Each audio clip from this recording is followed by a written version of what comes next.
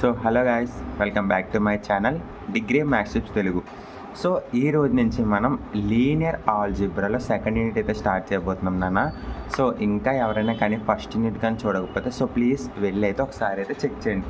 So మన ఛానల్లో మీకు ఈ ఇయర్ సెమ్ 5కి సంబంధించి 4 పేపర్స్ అయితే అప్లోడ్ చేస్తా ప్రామిస్గా, ఓకేనా? సరే, ఆల్రెడీ అందుకే నేను హాలిడేస్ ఉన్నా కానీ ఇప్పటి నుంచే స్టార్ట్ చేస్తున్నాను, ఓకేనా? సో ప్రతి ఒక్కరు కూడా ప్రిపరేషన్ అయితే స్టార్ట్ చేయండి నాన్న. సో ఎవరైనా కానీ సెమ్ 5 కానీ ఒక్క సబ్జెక్ట్ ఫెయిల్ అయినా మీకు 1 ఇయర్ అయితే గ్యాప్ వస్తుంది, మరీ గుర్తుపెట్టుకోండి, ఓకేనా?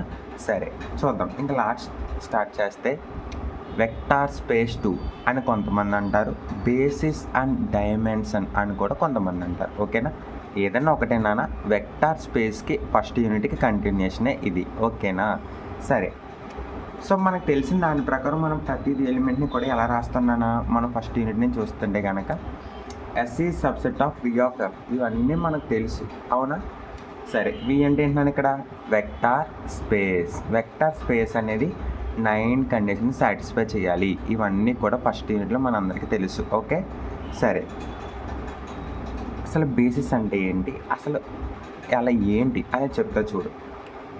వి ఆఫ్ ఎస్ ఈ subset of V of F అవ్వాలంటే మనకి 2 కండిషన్ సాటిస్ఫై చేయాలరా. అదేంటి, లీనియర్ ఇండిపెండెంట్ ఎల్ఐ అవ్వాలి and L of S is equal to V అయితే చూపించాలి, అవునా? ఇది అందరికీ తెలుసు కదా నాన్న. అంటే ఎలాగైనా ఆల్ఫా బిలాంగ్స్ టు వి అని తీసుకుంటే ఆల్ఫా అనేది ఏంటిలోరా, విలో, గుర్తుపెట్టుకో. A one alpha plus A two alpha 2 plus ఏ3 ఆల్ఫా 3.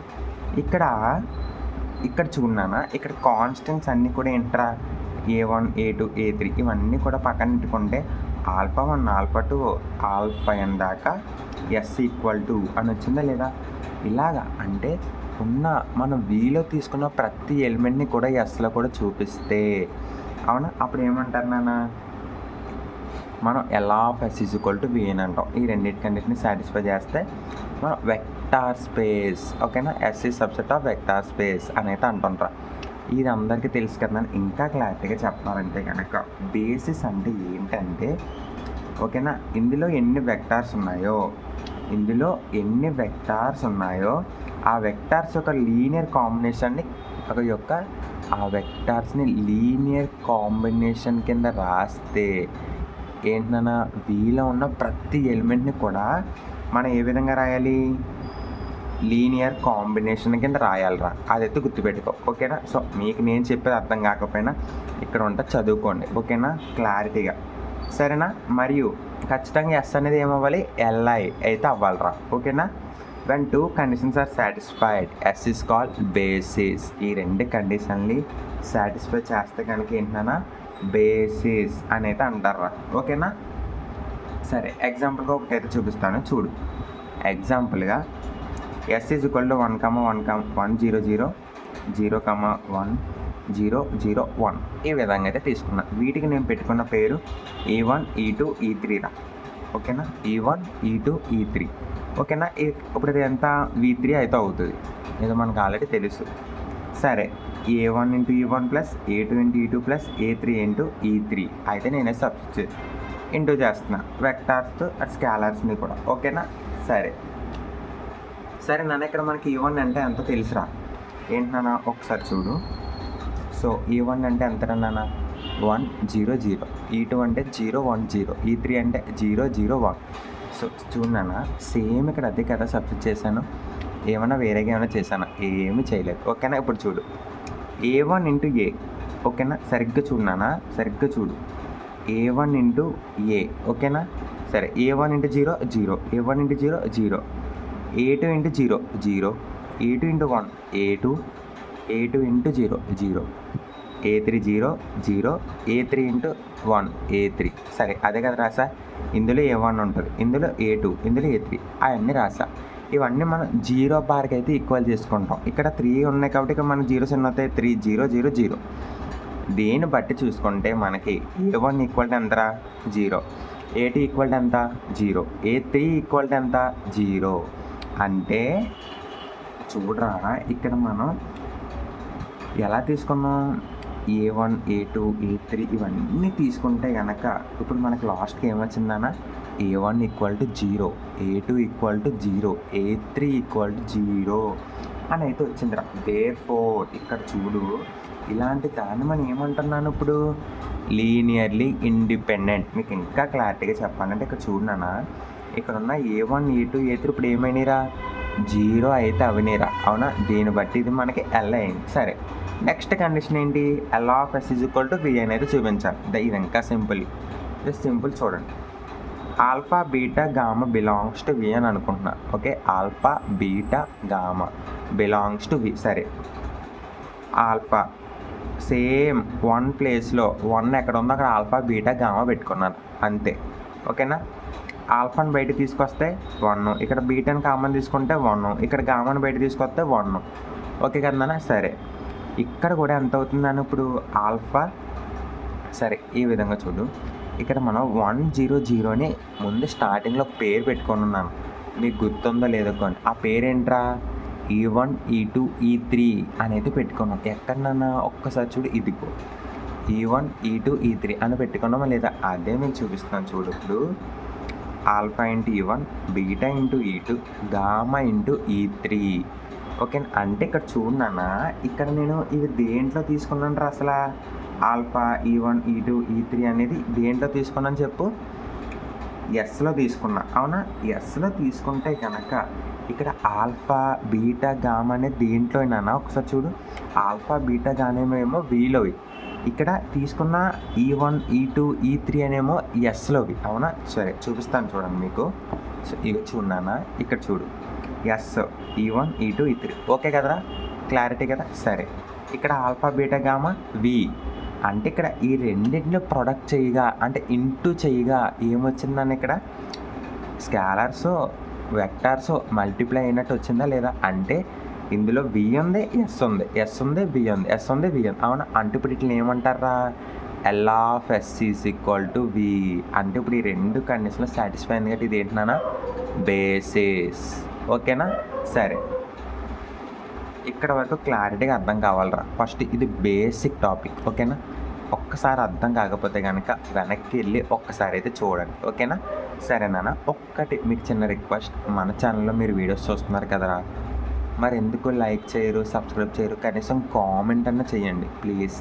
ఎలా అర్థమవుతుందా, అర్థం కావట్లేదా, ఏదైనా ఫాల్ట్ ఉందా, ప్లీజ్ రా, ఈ చిన్న హెల్ప్ చేయండి.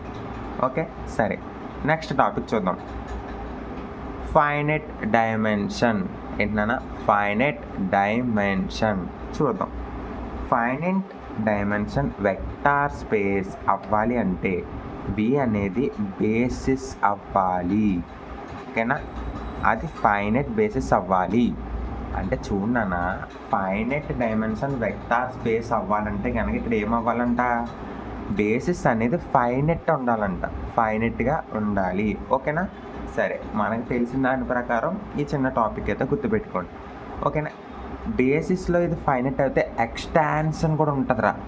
ఎక్స్టాన్షన్ అంటే సాగదీయడం, అంటే ఇంకా ఎలిమెంట్స్ని యాడ్ చేయడం అంతే, ఓకేనా. ఇది సరే, V2 అండ్ FDVS అంటే ఫైనైట్ డైమెన్షన్ వెక్టార్ స్పేస్, ఓకేనా, క్లారిటీ. సరే, S is equal to alpha 1, alpha 2, alpha n అంటే ఇది ఏంటన్నా, ఫైనైట్. ఓకే, n ఎలిమెంట్స్ మాత్రమే ఉన్నాయి అని మనకు తెలుసురా. సరే, ఇది LI అవ్వి ఇలా అవుతే కనుక అక్కడ S అనేది బేసిస్ అవుద్ది లేదా, దీన్ని ఎక్స్టెన్షన్ బేసిస్ అంటారు, ఓకేనా. ఎలాగో క్లారిటీగా చెప్తాను మీకు, కంగారు పడకు. ఇందాక మనం S is equal to alpha 1, alpha 2, alpha n దాకా తీసుకున్నాం. అది ఏమైంది నాన్న, లాస్ట్కి బేసిస్ అవ్వింది, అవునా. ఓకే, ఫైనైట్ బేసిస్ అవ్వింది మనకు నిజం చెప్పాలండి ఇంకా. సరేనా, ఇక్కడ చూడరా, ఇప్పుడు ఇది ఎక్స్టాన్షన్ బేసిస్ అంటే ఏమీ కాదు. ఇక్కడ ఆల్ఫా ఉందా, ఆల్ఫా n తర్వాత నువ్వు ఇంకా ఎలిమెంట్స్ యాడ్ చేయి, అంటే బీటా 1, బీటా 2, బీటా n అంటే ఎక్స్టాండ్ అయింది కదా నాన్న. దీన్నే మనం ఎక్స్టాన్షన్ థీరం అంటాం, లేదా బేసిస్ ఎక్స్టాన్షన్ థీరం అనేది అంటారా. క్లారిటీగా అర్థం అవ్వాలి, ఓకేనా. ఎక్స్టాన్షన్ అంటే ఏమీ కాదు, ఎలిమెంట్స్ని ఎక్స్ట్రాగా యాడ్ చేయడం అంతే. ఇంకా క్లియర్ కట్గా చూపిస్తాను మీకు, కంగారు పడదు. సరే, ఇప్పుడు ఎక్స్టాన్షన్ అంటే ఏంటో క్లియర్ కట్గా చెప్తాను, ఒకసారి చూడు. L of S is equal to V satisfy అవ్వలేదు అంటే కనుక అవ్వలేదు అంటే ఎల్ అయింది, లీనియర్ ఇండిపెండెంట్ అయిపోయింది, ఈ రెండో కండిషన్ అవ్వలేదు బేసిస్కి. అప్పుడు ఏం చేయాలంటే నాన్న ఈ ఎక్స్టాన్షన్ మెథడ్ అయితే వాడుకుంటాం రా. ఏంటి ఈ ఎక్స్టాన్షన్ మెథడ్ అయితే వాడతాం. అది ఎలా వాడతామో మీకు క్లారిటీగా చెప్తాను చూడు, ఓకేనా? ఎక్కడైతే డౌట్ అయితే పడొద్దు, ఓకేనా? సరే, అప్పుడు మనం ఏం వాడతాం? ఎక్స్టాన్షన్. సరేనా? S is equal to alpha 1 alpha 2 alpha n అనేది నార్మల్, ఇది మనకు తెలుసు. సో మీకు ముందు కూడా అదే చూపించాను, అవునా? సరే, ఇప్పుడు ఇటు ఎక్స్టాన్షన్ అంటే ఇందాక చెప్పినట్టుగానే ఆల్ఫా n అనేది ఇక్కడ వరకు నార్మల్, తర్వాత బీటా 1 బీటా 2 బీటా n వరకు యాడ్ చేయి, అదే ఎక్స్టాన్షను. యాడింగ్ ఎలిమెంట్స్ రా, అంతే. అంటే నువ్వు ఎలిమెంట్స్ని యాడ్ చేయడాన్ని ఏమంటారు? ఎక్స్టాన్షన్ థీరం అంటారు, అంతేరా బాబు, ఓకేనా? మీకు ఇంకా క్లియర్గా చెప్తా చూడనా. ఆల్ఫా బిలాంగ్స్ టు వి, అవునా? ఆల్ఫా ఈజ్ ఈక్వల్ టు ఏమవుతుంది అన్నప్పుడు A1 alpha 1, A2 alpha 2, A3 alpha 3 and AN alpha n, ఓకేనా? సరే, ఇక్కడ A1 A2 A3 AN అనేది కోఆర్డినేట్స్ గుర్తుపెట్టుకోండి. ఏంటన్నా A1 A2 A3 అనేది కోఆర్డినేట్స్, ఓకేనా నాన్న? ఇదైతే చాలా చాలా చాలా ఇంపార్టెంట్, ఓకేనా? ఇవి దేని కోఆర్డినేట్స్ నాన్న? ఆల్ఫావి, గుర్తుపెట్టుకుంటారు. ఆల్ఫా యొక్క కోఆర్డినేట్స్, ఓకేనా? చాలా కేర్ఫుల్గా ఈ ఒక్క విషయం అయితే గుర్తుపెట్టుకోవాలి, ఓకేనా నాన్న? సో ఇది నాన్న, ఇది మనకి ఇంట్రడక్షన్ మాత్రమే. సెకండ్ యూనిట్కి ఇంట్రడక్షన్ క్లాసు చాలా చాలా చాలా చాలా ఇంపార్టెంట్. సో ప్లీజ్, ఈ ఇంట్రడక్షన్లో మీకు బేసిస్ అంటే అర్థమైంది, డైమెన్షన్ అంటే అర్థమైంది, ఫైనైట్ డైమెన్షన్ చెప్పా, ఓకేనా? ఎక్స్టాన్షన్ బేసిస్ థియరం చెప్పా, అండ్ మీకు బేసిస్ అంటే ఏంటో చెప్పాను. బేసిస్ అవ్వడానికి 2 కండిషన్లు ఏంటన్నా? ఎస్ ఈజ్ లీనియర్లీ ఇండిపెండెంట్ అవ్వాలి and L of S is equal to V అయితే మనకు అవ్వాలి, ఓకేనా? ఈ 2 కండిషన్లు గుర్తుపెట్టుకుంటే అది బేసిస్ అవుతుంది. ఎప్పుడైతే L of S is equal to V అనేది అవ్వలేదో అప్పుడు మనం ఏం వాడతాం? ఎక్స్టాన్షన్ థియరం అయితే వాడతాం నాన్న, ఓకేనా? క్లారిటీగా అర్థమైంది కదా? ఓకే, సో నెక్స్ట్ క్లాస్ నుంచి మనం థియరమ్స్ అయితే డిస్కస్ చేద్దాం. So thank you very much.